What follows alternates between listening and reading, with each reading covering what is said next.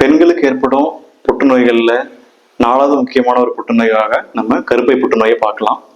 இந்த கருப்பை புற்றுநோய் ஏற்படுவதற்கான சாத்தியக்கூறிகள், அதாவது ரிஸ்கை நம்மளால குறைக்க முடியுமா அப்படின்ற சந்தேகம் நிறைய பேருக்கு இருக்கு.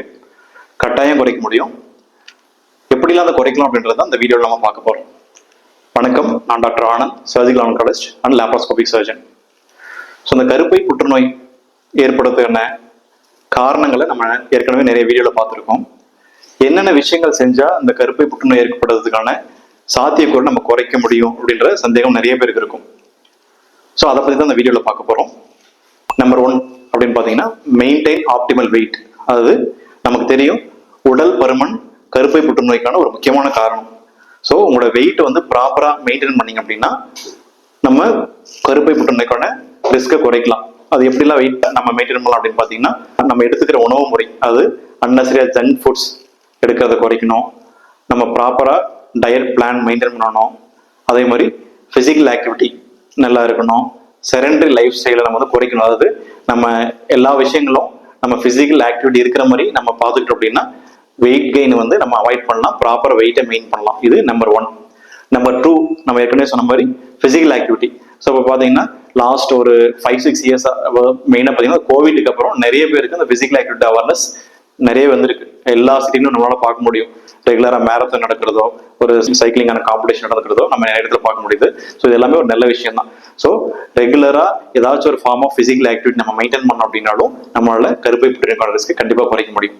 3வது விஷயம் பார்த்தீங்கன்னா decreasing the risk of metabolic syndrome அப்படின்னு என்னன்னா, மெட்டபாலிக் சிண்ட்ரோம்ல நிறைய இருக்கு. அதுல முக்கியமானது பார்த்தீங்கன்னா டயபெட்டிஸ் மெலிட்டஸ், அதாவது சர்க்கரை வியாதி. 2வது பார்த்தீங்கன்னா பிபி, ஸோ ஹைப்பர் டென்ஷன் சொல்லுவோம். அதே மாதிரி பிசிஓடி.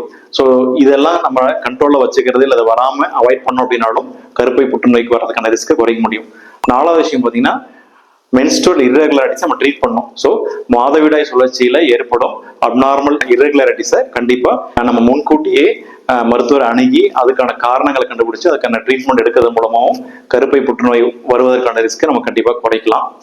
அடுத்த விஷயம் பார்த்தீங்கன்னா ஹார்மோன் தெரப்பி அப்படின்னு ஒன்று இருக்கு. அது யாருக்கு மெயினாக நம்ம கொடுப்போம்னா, மாதவிடாய் சுழற்சியெல்லாம் நின்று போஸ்ட் மெனோபாசல் ஃபீமேல் அப்படின்னு சொல்லுவோம். அதாவது 50 வயசுக்கு மேலே நம்ம உடம்புல இருக்கிற ஹார்மோன் லெவல்ஸ்லாம் வேரி ஆகும்போது மென்ஸ்ட்ரல் சைக்கிள்ஸ் வந்து ஸ்டாப் ஆயிடும். ஸோ அந்த மாதிரி இருக்கும்போது போஸ்ட் மெனோபாசல் சிம்டம்ஸ் அப்படின்ற ஒரு செட் ஆஃப் சிம்டம்ஸ் நிறைய பேருக்கு வரும். ஸோ ஒழுங்கா தூக்கமின்மை, மென்டல் இன்ஸ்டபிலிட்டி, இந்த மாதிரிலாம் நிறைய விஷயங்கள் வரும் உடம்புல வர ஹார்மோனல் சேஞ்சஸ்னால. ஸோ இதை வந்து கரெக்ட் பண்ணுறது ஒரு சில பேருக்கு ஹார்மோன் ரீப்ளேஸ்மெண்ட் தெரப்பி அப்படின்ற விஷயத்த கொடுப்போம். ஸோ இந்த குறைஞ்ச ஹார்மோன் லெவலை உடம்புல மெயின்டைன் பண்ணுறதுக்காக கொடுப்போம்.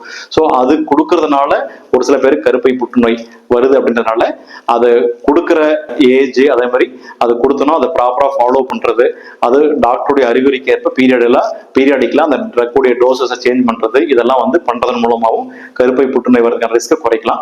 6வது பார்த்தீங்கன்னா ஜெனட்டிக் கவுன்சிலிங். ஸோ யாருக்கு ஜெனட்டிக் கவுன்சிலிங் பண்ணிக்கணும் அப்படின்னு பார்த்தீங்கன்னா, family history of uterine cancer சொல்லுவோம். அவங்களுடைய அம்மாவுக்கோ இல்லை வந்து அவங்களுடைய பாட்டிக்கோ ஏற்கனவே கருப்பை புற்றுநோய் அல்லது மார்பக புற்றுநோய் இல்லை பெருவுடல் புற்றுநோய் இதனாலலாம் பாதிக்கப்பட்டிருந்தாங்க அப்படின்னா இவங்களுக்கு அந்த கருப்பை புற்றுநோய் வர்றதுக்கான ரிஸ்க் அதிகம். ஸோ அந்த மாதிரி இருக்கும்போது ப்ராப்பராக ஒரு ஜெனட்டிக் கவுன்சிலரை நம்ம பார்த்து அவங்களுக்கு இருக்கிற அந்த அந்த புற்றுநோய் ஏற்பட்டதுக்கான காரணம் என்ன ஜீனோ அந்த ஜீனை கண்டறிஞ்சு அந்த ஜீன் வந்து மரபொழிய நம்மளோட உடம்புக்கு வந்திருக்கா அப்படின்றத பார்க்கணும். ஒருவேளை அப்படி வந்திருந்துச்சு அப்படின்னா அந்த புற்றுநோய் வர்றதை தடுக்கிறதுக்கு நிறைய முறைகள் இருக்கு. அதுல உதாரணம் பார்த்தீங்கன்னா இந்த HNPCC லிஞ்ச் சிண்ட்ரோம் அப்படின்னு சொல்லுவோம். ஸோ அந்த மாதிரி சிண்ட்ரோம் இருக்கிற ஜீன் மாற்றங்கள் உடம்புல இருக்கிறவங்களுக்கு ஒரு சில பேருக்கு நம்ம கருப்பை புற்றுநோய் வர்றதை அவாய்ட் பண்றதுக்கு என்ன பண்ணுவோம் அப்படின்னா, அவங்க மேரேஜ் ஆகி குழந்தைகள் எல்லாம் பெற்ற பிறகு ஒரு 35 வயசு to 40 வயசு ஆகும்போது நம்ம கருப்பையை சர்ஜரி பண்ணி ரிமூவ் பண்ணிட்டோம் அப்படின்னா கருப்பை புற்றுநோய் வர்றதை முற்றிலும் தவிர்க்கலாம். ஸோ இந்த 6 முக்கியமான விஷயங்கள் மூலம் நம்ம கருப்பை புற்றுநோய் வர்றதுக்கான ரிஸ்கை கட்டாயம் குறைக்க முடியும். இது போல கருப்பை புற்றுநோய் பற்றிய பல சந்தேகங்களுக்கு நம்ம தெளிவாக நிறைய வீடியோஸ் போட்டிருக்கோம்.